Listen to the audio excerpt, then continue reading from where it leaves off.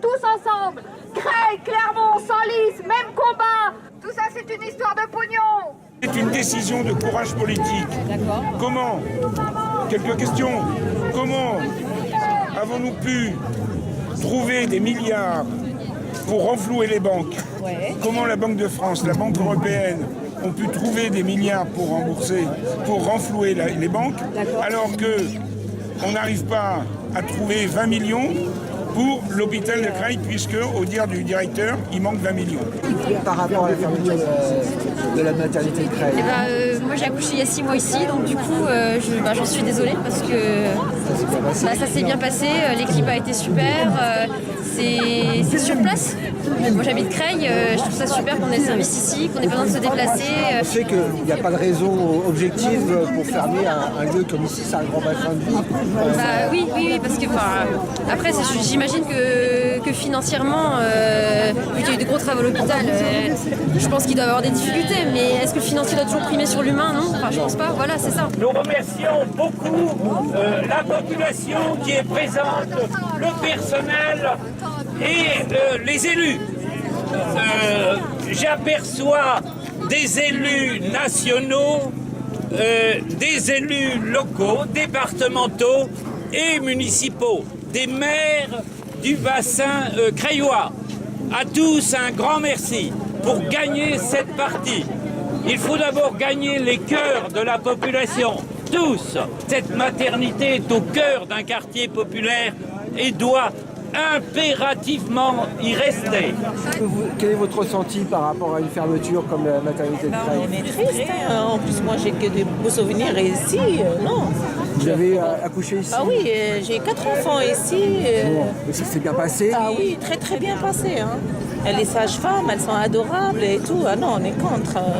Et aujourd'hui la maternité, demain école maternelle, demain je sais pas moi, autre service, non. Voilà. Bon, alors, on lâche rien alors? Rien du tout. Ok, En plus, on est du Tunisienne, hein. On a fait la révolution, donc on est présent tout le temps. Nous, on a déjà eu nos enfants, on compte pas en avoir d'autres, mais on se bat pour les autres. Pour les autres, ça c'est clair. C'est pas possible, c'est inadmissible.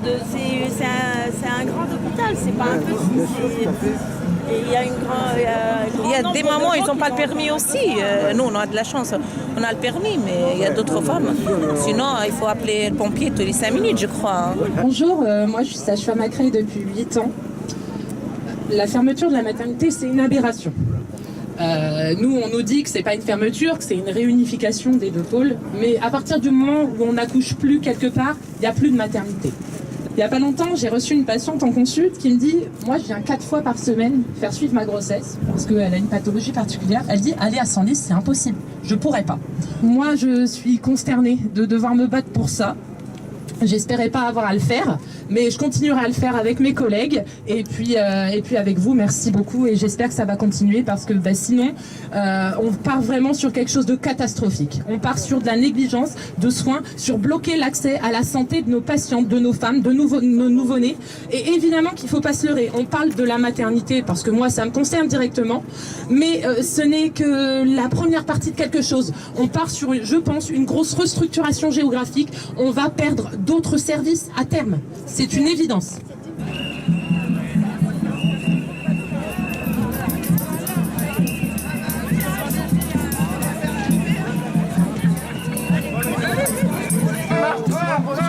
Est-ce que je peux vous poser quelques questions? Oui, il n'y a pas de voilà. souci. Donc vous êtes la présidente de l'association EVA, c'est ça? C'est ça. Qui représente qui? Qui représente les femmes, la famille, les hommes du bassin creillois. D'accord, super. Alors, vous êtes là pour... On est là pour dire non à la fermeture de la maternité, on est là pour le maintien de ce service de proximité, on est là pour toutes les femmes qui doivent se déplacer jusqu'à Senlis, on est là pour tous ces bébés qui ne vont pas naître à côté de chez eux. Ça n'a pas de sens. Moi je suis né dans cet hôpital-là, ma fille est née dans cet hôpital-là, et puis bon, un bon nombre de gens de ma famille sont nés dans cet hôpital-là. Je trouve qu'il n'y a aucun sens à fermer une maternité qui fonctionne et où il y a beaucoup de naissances pour transférer dans une ville où il y a même pas 200 naissances à l'année. je trouve ça aberrant. Non, mais ce qu'il faut dire, c'est que d'une part, on est quand même sur un bassin de population de quasiment 120 000 habitants. 120 000 habitants, on va fermer la maternité, on va la déplacer dans un bassin de population de 15 000 habitants. Cherchez l'erreur. Donc, je pense que là, c'est une bataille qu'il faut conduire. Il ne faut vraiment pas lâcher, parce que si le service de la maternité, j'allais dire, est délocalisé à Senlis, ça veut dire qu'un certain nombre de services vont souffrir également. Ce gouvernement est en train de te détruire, c'est-à-dire a comme objectif de détruire les services publics, c'est-à-dire détruire l'hôpital de Creil, c'est-à-dire il manque quoi 20 millions d'euros, je veux dire, il suffit d'aller chercher l'argent là où il est. Donc en clair, on est en train d'asphyxier les services publics, l'hôpital, l'école. Pourquoi? Tout simplement parce que c'est pour ouvrir la porte au privé. La maternité de Clermont aussi est concernée au niveau des fermetures, c'est-à-dire qu'il y a un risque de fermeture. C'est un risque qui est très important parce qu'on l'a appris peu avant les fêtes de Noël à l'occasion d'une question orale posée à l'Assemblée nationale par le député de Clermont qui s'appelle Maxime Minot, qui est du Parti des Républicains. Ce qu'on se dit, c'est que c'est quand même un peu dommage que de la santé publique soit à la merci de quelques milliers d'euros, quelques dizaines de milliers d'euros. Les seuls arguments sont budgétaires. Exact. Est-ce que tu peux nous faire un bref résumé synthétique, on va dire, de la situation et des raisons qu'ont poussé l'ARS, entre autres, et même au niveau ministériel, à organiser cette fermeture pour maternité? En fait, on est dans le cadre d'une politique très générale sur les fermetures de services, d'hôpitaux, voilà. Il y a une logique financière. On est en train d'économiser le 1,5 milliard que Buzyn a demandé d'économiser, donc partout on ferme. Là, la conjoncture sur l'hôpital de Creil, c'est que c'est une mater à 1600, 1700 accouchements, donc elle rend des services énormes à la population et sa fermeture est une aberration. Mais en ce moment, elle est en difficulté parce qu'il y a eu des praticiens, des obstétriciens qui travaillent dans cette mater qui sont partis. Pour s'installer en ville, ils sont démissionnés, il y en a qui sont en retraite, etc. Donc en effet, on a une difficulté conjoncturelle avec pas assez de praticiens. La bonne décision politique, ce serait de dire, pour maintenir le service à la population, permettre que les femmes puissent accoucher là, on mutualise les moyens, on demande au CHU, dont c'est en grande partie le rôle, de nous envoyer des temps partagés d'obstétriciens pour faire tourner la boutique. On demande aux autres hôpitaux de nous aider temporairement le temps de recruter. Or, comme on est sur on pourrait faire ça et ça marcherait. On pourrait maintenir cette matière et recruter de nouveaux médecins. Or, comme on est sur une logique d'économie à tout crin, on ne fait pas ça. On saute sur l'occasion, tiens, ils sont en difficulté, fermons. Voilà, fermons et regroupons, et on fait encore une logique d'usine à bébé.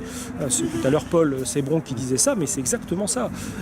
Les gros paquebots là, de regroupement, ça dysfonctionne en fait, ça marche pas. Ce qui marche, ce sont des unités à taille humaine, 2000 accouchements, c'est bien. Et après, quand on commence à en faire, on noie, y compris, on a des difficultés. Il faut se rappeler l'exemple de Port-Royal qui remet une femme sur le trottoir qui était sur un accouchement difficile, enfin une grossesse à risque. Port-Royal, c'est une excellente maternité.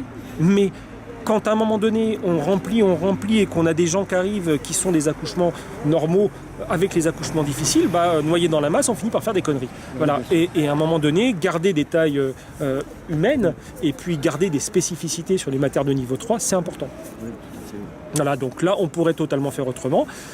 Mais après, on a des choix politiques. Et c'est une question de choix politique désormais. C'est plus du tout une question technique. Voilà.